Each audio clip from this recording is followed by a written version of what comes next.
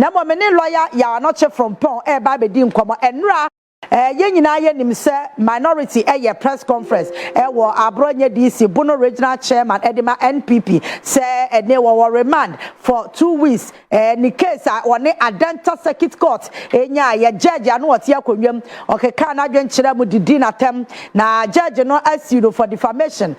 That na was court second time. Let me say one question. Na ne hododo no minim ebi aban fakrata an court or court no and a court almost area arrest no and no more remand no enra minority same judge na wa yes ruling no wati na wutimi for being koto a remand say would the net to till the case no is being determined.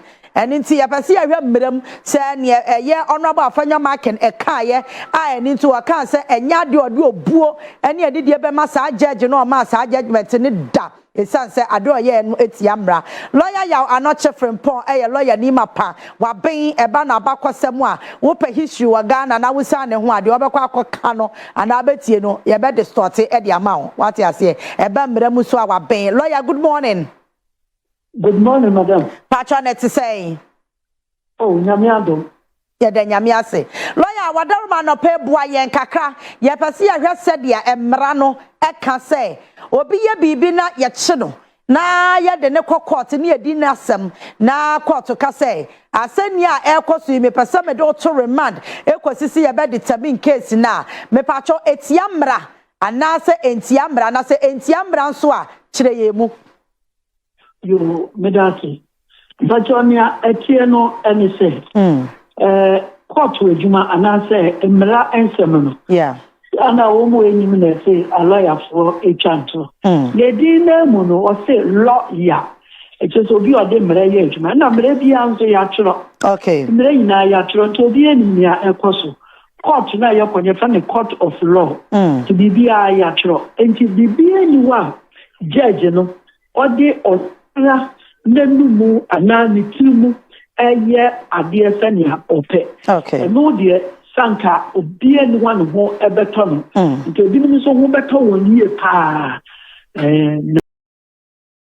ye ejumani ntinu yeah to de bia judge na mu no no ma bebre o ha oye ho hia enye no ana emra no asie nia emra no asie sania wudi kankan no enese obi biara owo oman we say mono ewo fahudie say ene yedu kokogina court demu a say upedelia court ede ema ene kanena nka wudie ne no ma no ma bi enka ho ene de wudie kura no opa say amount bill na mo mesraw eno so enhihye kakra ewo ho enhihye ewo ho no ene say judge no ehwe na se ojaiwa wo besan kwa akoye boni no a wo ye ni biemu a de se wo hu se judge no wo so obo man no ho bai no obo ne mera so ho bai enti se wo besan kwa akobu mera no so a ede na ode ma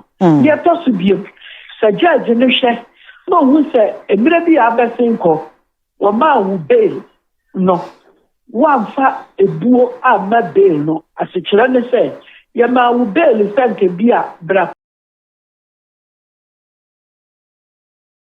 court first May time no duru ho no wa ma enjana bia o de krata wo yare sa no no na judge shewu si no ban no hu se wo fa bu ma court wa next time na so twe waso kakra into a better mind do sane be ya mrenu du na fei o ma wu bail bia mu a wudi ebuo ebema emra no enti sa no ma we ga na me to so biem dia de wo ba court na police fu ana mpanimfu akura asem ni mu a ede bai say ye police say ye yoko say ye BNI na wo mo ba any special prosecutor mo e ba be switch the court say dia emra ni nti yantumi ankipu wo cells ho on the constitution say then kipu obia for more than 48 hours. Enti mrani insha adaye so say yetumi di nipa no de ba court na mo na kura pa wo mo ne say investigation na say you should go aye ansa na kwadu aye de bo no na no aboa yetumi abegina court no ewie payo Yansan Kanuma, Yakin, and ya dance for a San Roman. And then you pay your dinner, you may take out the mobile or your bank manager. Or no, the bank didn't have penny, and I should Paletta. And yes, Kwaku Yeska, no sooner in Kratani be one ho. Yeah. And she said, see, my lord, what granted is there. Although didn't quite or Beffas or better take cat and man or Bessie, a dance Yelina. Okay. Somebody yet in Ayapa, into your pouch out. We have found out what you can want and what you need. If I talk, come here. Your baby said, me pardon so a dinner that come on, no, a lawyer. So we are the same. If it's a quarter, some dear, yet into judge you need here a funny fellow, no, Sampa. I don't see a day this investigation, year. The patch or no back remand. Okay. I may patch and say, I'm sorry, I don't back remand, you know. Other say, Gina, who buy so, and now to say, oh, what it could have 7 minutes to police in New York, special prosecutor, no, BBT, almost answer, with the Bukakra, then you bear. No, ever dead. Okay, and he said, what to say? Lawyer Afenyo Markin, or your minority leader, Eka say, judge ni ruling inti nyado do buo be mano, because na dwenche ne say wan fa mra nya adwuma etosin kakra. Etia ne say, judge asemano one the way from last 2 years, the other two are being netoko numerous cases, no court to be brain, a magana for Shia, idea be said. Sir, abai no. Yachamumi and sa. Me and son Baku and a president here to obey any ministers. And the workers to be buying to our car. President as the IGP, no one in our VRA, ECG, only a former executive. And no be answering Mr. Parliament.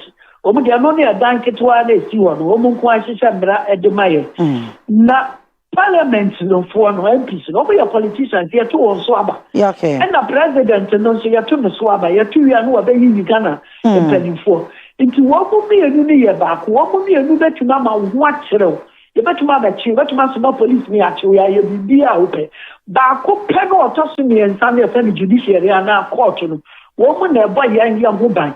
What were their politics? You two on swaba into politics and frofrawo. And Nuntino, your flower, my lord. Okay, Courtois. Judge and I dear Fita, Gunitricia, friend and my lord. Just a wee yammy flew us any panona a walk. Then I'm so ye. The panon ye, Yanko Ponti, go to me and from so. And Melamuna everywhere in the world. And Melano said. So we need no one for buo am fam ma sa judiciary and now court no. And then let us all be treating it as a why you two on swaban. Why you two on swaban you to me the two on telling ya one your pay I will be in to me the Bawumia NAPO atem one sub president to cry. One why you two on swaban if you say you want to me. Mr. I judge for would you want to be and you want this year. And I do want copy of woman capitalists who are quite be also. It is almost can't send me, not say, and yet I near Juma. You say there is nothing like judicial infallibility. Just say the Mr. Judge of War, and told the view to me from so. And Tina, Portono, at what was for the Supreme Court. And instead, the woman seemed no super judge, you know, and the Papa Mudia. Nanka ukokoye appeal. And the court you say judge no can somewhere second court judge here. The patron in high court in criminal cases high court so a high court judge here no court of appeal so court of appeal a judge of once in a year bibi o man ye no Supreme Court Supreme Court you know a judge for a numero atna se ka sam no wani anye ho a you were kwan your first one. You apply money by and so. Internet says you were quite yes, I will pass you with you, madam said. Over the Sunkunya, no one sopano. Nina etino. Say, judge, you know, dear, some wishes. No, a wire free quine who could have one family and 5 years a Juma. Nepacho, what you mean, I will report to my judicial secretary, Fan Ahmed. What the Mraya Juma Papa, judicial secretary, so you're on our part. Oh, to me, sir. Over report to the Amani Penny or show me a chia on Chief Justice. What report on what the letter no consular, a bay juma, my be pay. ye be hwe dia ye adwuma na mmom se wo baba beti nkonya na wasopa judge no ene de minim se de bia politicians na eye omu ye bibia de bia omu person nipa sympathize with them na no kura ewo mu ne se wo mu se de bia omu ye de that doesn't mean say ucha uduro bia from no wacha no board you uduro bia from no wacha no board de bia ucha yanchi woni ntina papa daddy enti we ne nya de okay lawyer wo kasa no the chief justice eka ho se ebia honorable Afenyo Markin NPP esusu se ankoya momo a kometimi e de bia krata akwa no this is the case honorable Afenyo Markin so kra eka na dwenkyere chief justice say ade a ochi judiciary wa oye no enye papa na osey no esan se obekọ pension enche legacy a ojani na ho no so oh, I want you now, and you can see I be paying, maybe judge be before the judge, me, I'm a general, the kind of once or more TV. So I don't just say Papa Nami. Okay. I don't just say Papa Nami. I did be and yet it's in the attorney side, Chief Justice. Master, he didn't cry that, so Chief Justice. Yeah. But to work when you are a penny. And I said, we are lawyer, why you 100 years to Kurana to magistrate and run your family to Mama. Upo, friend of my lord. Yeah. I just said, oh, no, to one. So I am from Sokrano Cassidy, I am to found to one. What Kwaku Annan just said, while liar for prayer and son work here before some be piano. No one chat and Nakakra elbow. Yet the beer in the family pay. And yet, Kennedy Agyapong maybe now look at 2 years and from your time I know better be like MPP chairman. Yeah. Oh, now look at 2 years. One year when you now no qua. Yes, man, the bell you query. I said, and our dime pen. No, and said Lands Commission just say you're not prepared. Daniel, and then Radina Coupon. One Lands Commission so we open you know which 1 week. And to make slow a judge for some media. You found for politics and Titu said your friend is saying Chief Justice or take a cunyaso. One will now walk out and the Juman way and say, Wabra Owusu will be said, you will proceed here, you don't know if I so. Nanwa, Yamami Tokonu, Obika said, Nejuma Oye no, and said, you know. Department Pacho, I may a press conference to say, special prosecutor you of our constitution, and or declare Tako Bedi a Fata say, any usual in Feminum. And this media Kuma Afenyo Markin, where you are penny, a war Ghana, your minority leader, Prime Minister. It's my friend is Afenyo Muna, and you are saying, no, Pacho, Dibre or man will say media. Yes, you can know. And you media penny honorable Afenyo Markin. So now the say, Chief Justice Jumadia, no word you know, and say here, Afenyo Markin, any baby, a Miranda Dapa, Onfa, ya papa, and Faso. Now, mom said, what are your press conference? Now, what can that etiano? Etiano, maybe, you know, American. I get before a Jumano, you find your politics. Until I know your idea, say, nation, and I said, you almost sent your way. When I don't be a number, so you to be educated, Nipper Bia. See, to make a Bia once a media. Now, mom, a banner, your judge, I get before a Juma. It is a Saturday when the church elders. And the church pastors, let's say, sorry, them. What to make of be once and then be there for pastor, what they are. And no, dear, wouldn't you mean can it say deacon and our elder? There will be a different kind of bunting. Now say, I saw them a crown who boma pastor because of Yankopa or many in an.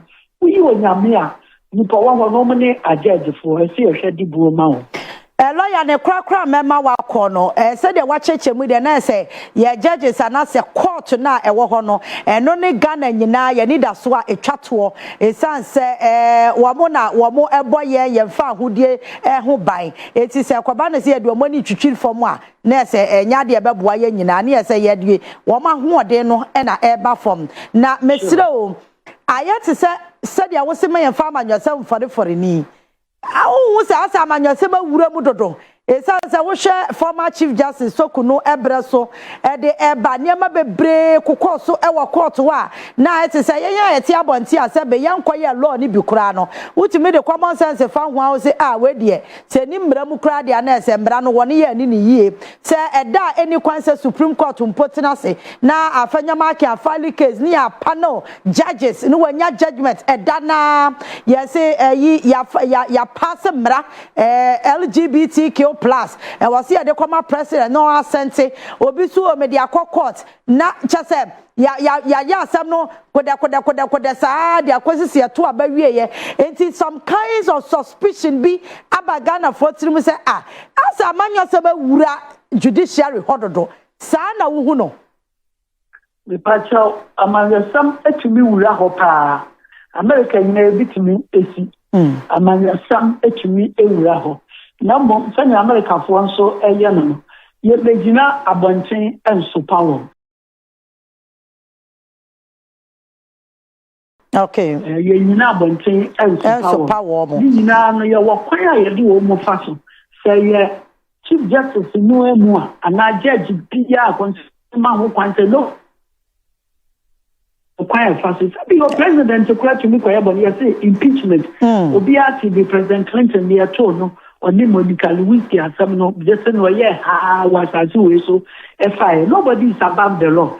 No moment and Melano one such I say the BBS a judge of woman. Yeah. And your political said then and how the brain nafafa Meraquanso. Your mammy talk on the so be the far Meraquanso. Me did say a dama. Supreme Court judge, any chief justice in the chino, Asia, woman can see on you. The first one is that position be the Besha was Sano, and you're forever be the other to mercy. Yeah, judge Wagana, Supreme Court in the Court of Appeal. What did the say? We be 17 years, I be the to mentor. Yeah, I talk on the animal who said, the other tomato, a quemo, and I'm your person. A baby na the position that they share when sir, Mr. Obi, be able to master I will claim. Binding to me more who buy a bill because of your mamma talk on the idea is no. And to be this a papa baffle bunny so any if you said yeah, and I said dear word and the banter come out and tonko. No, a year back to the politicians say, the BBA woman anti-Asiano. Appropriate to say. What the family acquires a fast to say, every year, Judge Chrono, which one family and fan yet a Juma. One family and yet Jumadia, and your Fako Cotua, or no Afenyo Markin, a lawyer penny. What answer she said, Marana Constitution is a mother of fine gun in Indian. Uncle Moon, a lawyer for new baby at the Befa. On the other hand, Samamino, Judge Lee is so personal. Pow, yes, so personal. We are much and then so I am very unprofessional. A young professional, they are apart from say, who call appeal, no, and now come here certain aside. Wouldn't say which may resort to one chief justice in any matter, the other faculty judicial secretary, only the main administrator. We are Pacho, you better take up your baby, you're the better. A child be in charge of complaints, or you're a retired Supreme Court judge. I didn't be the experience and was so to the buyer or basically a can intention. And your procedure over a year. And I make a deal, yes, it's a yanso a lawyer for. Yeah. Yanso people say, yeah, Bonia, dear, what you be one court. And now why you be a tear, a 1 hour client in Polo. Or to me, the general legal counsel, Yansia, where you and the point is so a judge for Kukudam, and a lawyer for Kukudam, and ya Ghana Bar Association, your members. And what should be? Almost shall come at Samono. You shall come, but we are done near the Ato. A trivia in one case scenario, judge, lawyer, look at punishing a general license, a free some 1 year, 2 years, or 3 years. Maybe trouble so be and what we are so yet about the law. No more, a judge of one submit dear, and really a messy who can canon, a bunching, as to say, oh, by the cat, a penny, I have one in our can of bunching, just one good penny for you now, and you want it. Aye, so you a baba quantum one, no to a baby at until you knew about him. Judge of what the patch or almost now, may I bosom cry. All right, Laya Medasa Papa, Panyami Shroud. Lawyer ya wa no chefrem pon na ye ne no ekodi enkomo no enti enra patcho ma yentie honorable Afenyo Markin nsem a oka ye ne bi any the reason why na ye pe emra no enchechemu we the lawyer are not chefrem pon achemu ache ye no edi adanse pefe say na ka press conference no cry na first place say unhia say omo problem with emra na committee me afale anas on be kwa appeal na womo akwa siki say abronya wo mbe yi no dance on be press conference edidi eye judge no atemaka say ombu no and a whole banner of comments are wo my but let's listen to the minority leader. Mr. Abubakar Yakubu, MPP Sunyani East Communications Officer, popularly known as Baba Amando, arraigned before an Accra Circuit Court, remanded, charged with offensive conduct, false publication and circulation of statements likely to incite fear and panic. The same judge, Court Circuit Court 9, the Agenda Court, the NDC Court, and let me repeat it. That NDC judge, he must be ashamed of himself. Yes.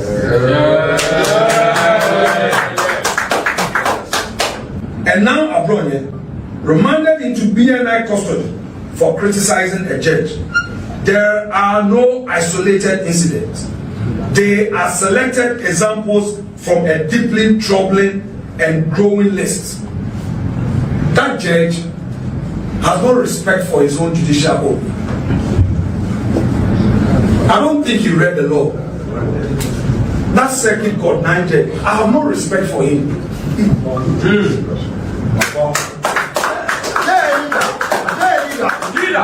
a judge to say that he's remanding Abronye into BNI custody until the case is finally determined.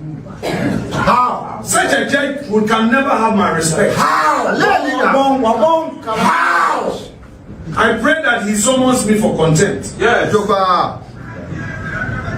I will continue to disrespect him until he upholds the law. He's gone beyond his judicial function. And it is not his first. It's as if he has been selected purposely to achieve this. He doesn't talk law. And I don't know whether he ever passed his law exam. It's a shame. It's a shame on the judiciary. And my Lord Bafuboni must pay attention to this. For whatever it is, it's about his legacy. I'm told by December he will be 70 and he will be gone. Is that the legacy he wants to leave? After Tokonu was booted out of office and all manner of accusation leveled against Tokonu, is that the judiciary? Yes. The judiciary, they said they were going to reset. Is that the reset where a judge will say he is remanding an accused? Because if he allows him to go, if he grants him bail, he is likely to talk again. So he should remain in custody. In fact, at first, his pronouncement was that Abronye should go to Nsao until the case is finally determined. He's already prejudiced the outcome of the case. And this man says he's a judge. I should respect him. No way. No way. And some fool say,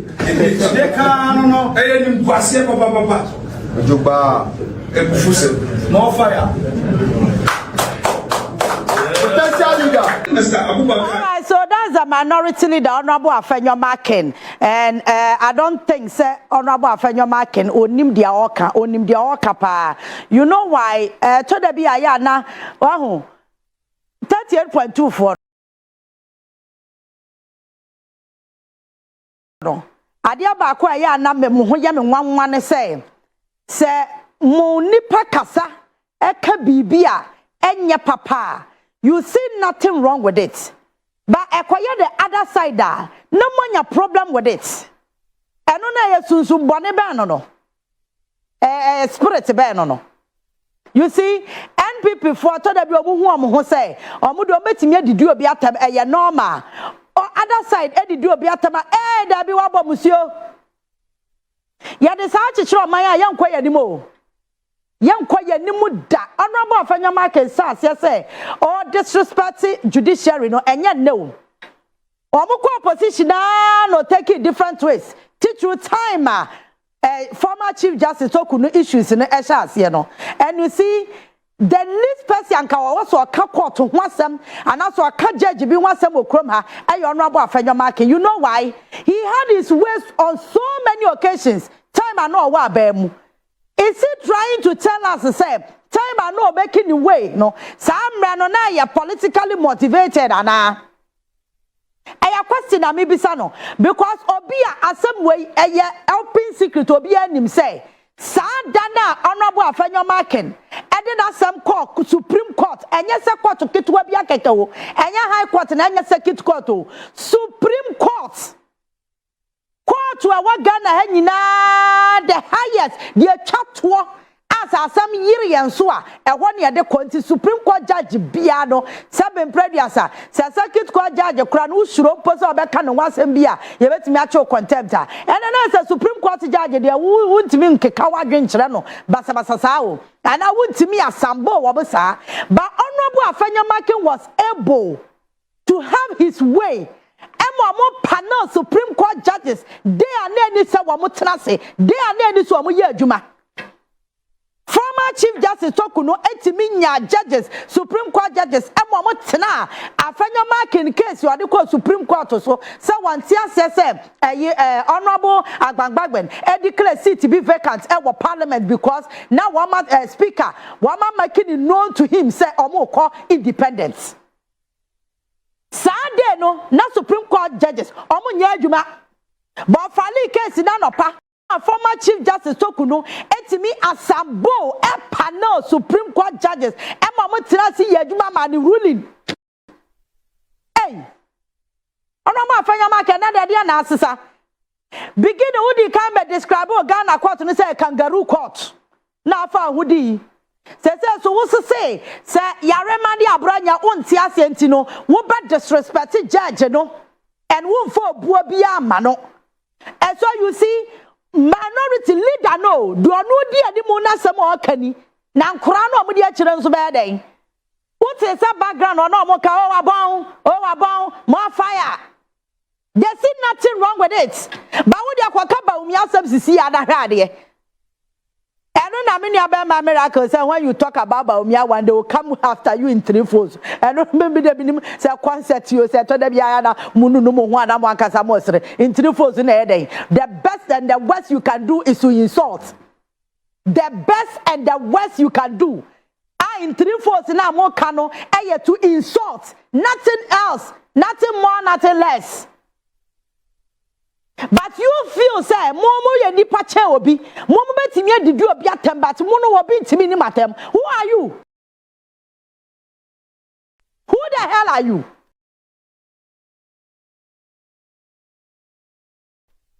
So honorable Afenyo Markin feels that he can disrespect the court but somebody cannot disrespect Dr. Bawumia or any NPP person.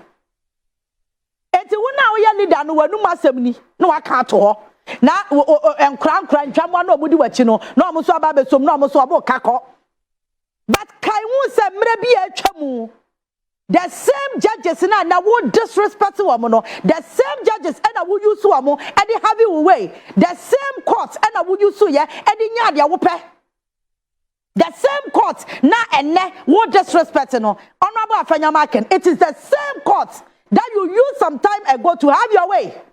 What change? Is it because today is a war opposition tiada? Is it because what you say the court or court no and kwaba wo ne court no nya adwenti no na say automatically no enya papa. So what here abronya case na kasemu a he was rearrested at the court because me tell you say e da na wo so court no wa anko. It wa kwa no mo rearrested no mo remande no.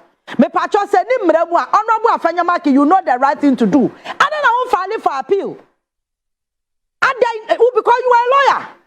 And now when your lawyer be a keke watch wo hodum. Yeah, per lawyers are one you are one of them. It would mean can't me say unnim processor ubetimi e de afoso a ubenya abranya say ye be na free BNI. You know. But you chose to come and insult the judge publicly. Na wo sha won ko fo no su kutu pa se o mo so o mo kwa ya mo. wouldn't sound crofobia say to a memoir or break because nipa na dwen say ono ye nipa chewo. You see that kind of entitlement be na I say momo wano any adwen a wo mutiri mu amode madwen ya mo say mono mo ye papa chewo bia wa Ghana, so you deserve the right thing. Other Ghanaians na aka no ya they deserve it.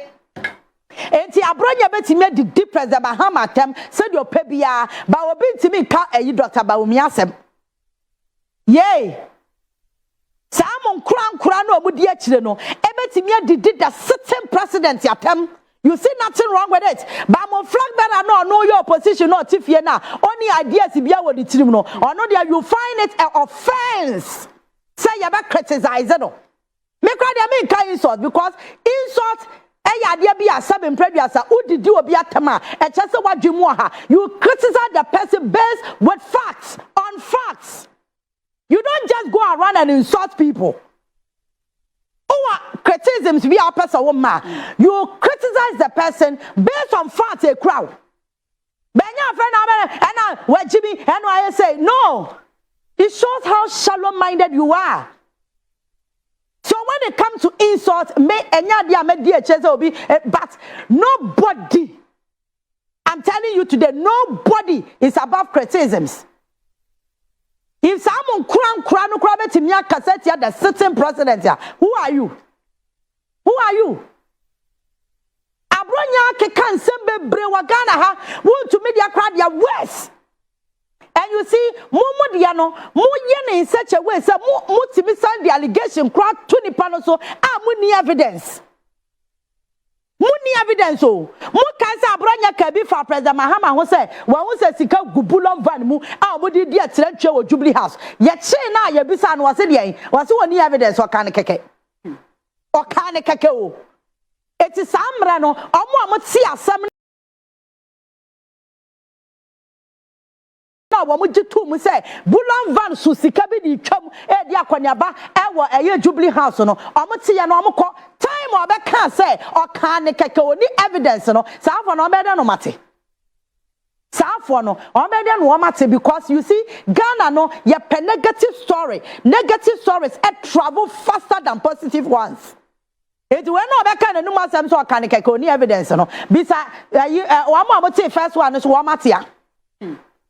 So NPP no oma yomo hunkophobia so mo person mo didi watema they do it with false allegation I will be san onu mu kuro gina ho a oka asem kra oni evidence yati na won tumi be kwotena sa ni tokrom ho sa ni buo na wabo na odi makrofo asimu no ekwa kan say ai president Mahama se be manu kuro adura asem no kuro ye druma me se meka se woni ni made hey and this is somebody they are projecting to be their national chairman NPP agu. This is somebody they are projecting to be their national chairman.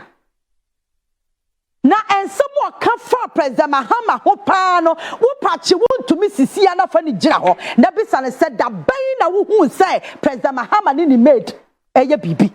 Only B. He's just saying it. Mami Kakake. Because I mean, I'm your friend, you want to me no. The last time be ya appointed Her Excellency Professor Jenna no Pokwajima. I didn't go see ni tokrom ho. And I'm no ebe for. And we guys say, and I say, did the Vice President attempt from head to toe because I time no you want to me and people saw nothing wrong with it. Because this is the same person they are projecting to be their national chairman. Bawumia endorse. Because the last time I went to me call if you are seeing incoming. Now incoming, what do you expect? Incoming, what do you expect? So you see, Honorable Afenyo Markin, the same court now what disrespect here and then no, it is the same court you used some time ago at the heavy way. It is the same court. And I'm used to yes, I'm running Ghana for Eddie who come on. No one himself from so what change? And that the idea now, sister. And that why wouldn't him say court to a ruling be now on Tiasianka process is over appeal. And then I won't appeal now your press conference now Bobena. Now who did the judge at him? Yay, who did the judge at him? A DNSE. Now listen to Dr. Bawumia. Tiasama Dr. Bawumia ka I do not want to know the president in a walk at your Every president has handed over power to someone they contested. Wow. Every person has handed over power to someone they contested. President Rawlings handed over power to Akufo. They contested in 1996, isn't it? Yes. President Akufo handed over power to who? Atta Mills. They contested again in 2000 and 2004, isn't it? Yes. And then Atta Mills unfortunately passed away and gave it to John Mahama in terms of he was elected. But the Mills Mahama government handed over power to who? Nana Addo Akufo Addo, whom Mahama had contested. And Nana Akufo Addo has also handed power to who? To John Mahama, whom he contested. So now, who is John Mahama going to hand over power?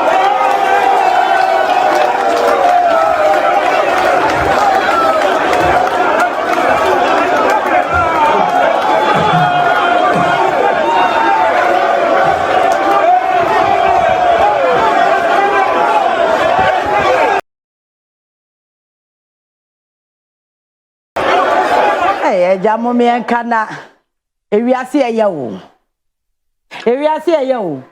Dr. Bawumia say 2028 no onu nim so be win elections because the analysis oyeye or say former president Rawlings, the late president Rawlings handi over Akufo because Akufo contested no is it 1996 right or contested no 1996 or contested ubiam 2000 and no winning and no handy over man. Akufo be handy over ma the late Mills and Mahama because the late Mills contested Akufo 2000 and after 2004. See an analysis no. And after so Nanado Danko Akufo Addo, His Excellency John Dramani Mahama handy over man 2017 because Nanado contested in 2008 and 2012. And now, Nanado Danko Akufo Addo handy over His Excellency John Dramani Mahama because President Mahama contested no 2016 2020 and we hand over about 2025 and automatically no you be hand over power at the amano 2029 nature so be within elections na say Dr. Bawumia na mu na nkasa no ya sebo who is doing Bawumia David so na wo ye nana eyawa ka o de ko bompa ye ma no. Thanks for watching. Like and share the video. You can also drop your comment. Please don't forget to subscribe. Click on the bell to turn on the notification.